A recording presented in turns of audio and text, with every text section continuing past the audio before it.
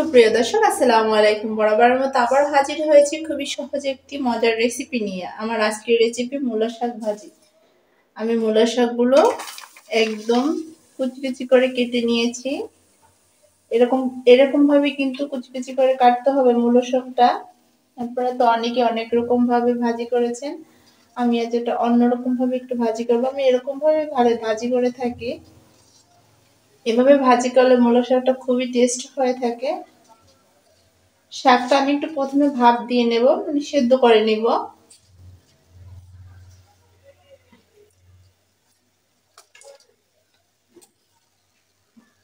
এখন এর সাথে দিয়ে দেবো পেঁয়াজ কুচি, রসুন কুচি, আর দিয়ে দেবো 7-8টার মতো কাঁচামরিচ।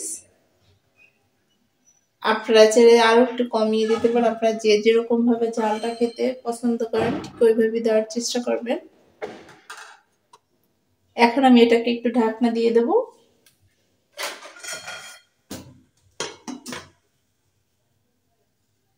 5 মিনিট পর একটু ঢাকনা তুলে নেড়ে দেবো, আর ঢাকনা দেবো না।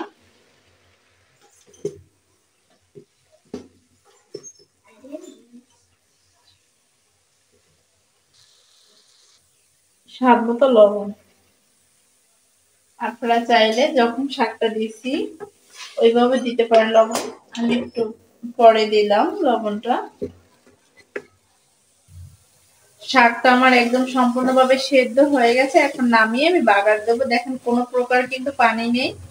পানি থাকলে কিন্তু শাকটা খেতে কিন্তু ভালো লাগবে না, কোনোভাবেই কিন্তু পানি থাকা যাবে না। আর পানি তো দিবেনই না, শাক থেকে এমনিতেই পানি বের হয়। এখন আমি নামিয়ে বাগার দেবো। বাগারের জন্য দিয়ে দিব পরিমাণ মতো তেল। তেলটা একটু বেশি দিতে হবে যেহেতু মূলো শাক। এর সাথে দিয়ে দেবো রসুন কুচি। পেঁয়াজটা আমি একদম কম নিয়েছি, কারণ সেদ্ধ করার সময় আমি পেস্টটা দিয়েছি।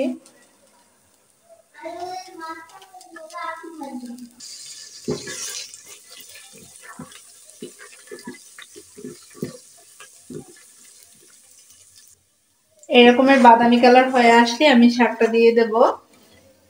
এখন আমি শাকটা দিয়ে দেব।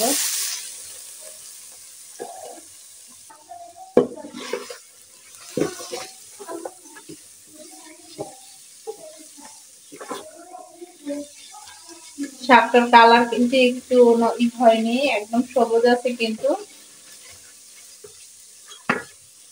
বাগারের পরে 4-5 মিনিটের মতো জাল করবো, তারপরে নামিয়ে ফেলবো। আপনারা চাইলে কিন্তু শুকনো মরিচটা দিতে পারেন বাগারের সময়, আমার মনে ছিল না এই জন্য আমি দিলাম না। শুকনো মরিচটা দিলে একটু ভালো সুন্দর একটা ফ্লেভার আসে।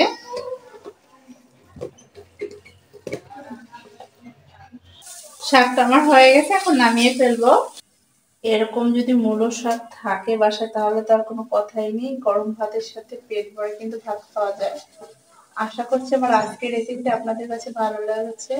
যদি ভালো লেগে থাকে তাহলে অবশ্যই একটি লাইক, কমেন্ট, সাবস্ক্রাইব করে আমার পাশে থাকবেন। সবাই ভালো থাকবেন, সুস্থ থাকবেন। আল্লাহ হাফেজ।